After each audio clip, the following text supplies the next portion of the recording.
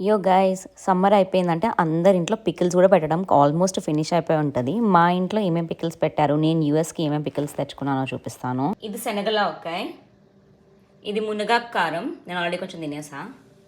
ఇది వెల్లుల్లా ఒక్కాయ్, ఇది కందిపొడి, ఇది పచ్చ ఒక యాక్చువల్లీ పచ్చకారంతో చేస్తారు.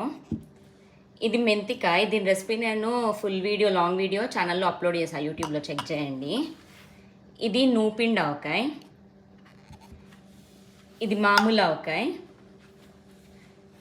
ఇది మాగాయ్, తొక్కుడు పచ్చడి.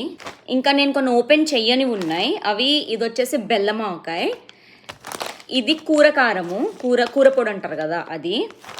అండ్ ఇది పెసర ఆవకాయ,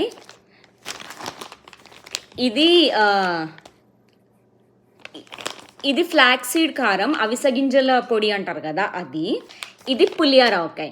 సో నేను లాస్ట్ టైం ఇండియాలో ఉన్నప్పుడు మా ఇంట్లో ఏమేమి పికిల్స్ చేస్తారు అని వీడియో చేసి పెట్టినప్పుడు చాలామంది మాకు వీటిలో చాలా పికిల్స్ తెలీదు, మేము ఏవి ట్రై చేయలేదు అన్నారు.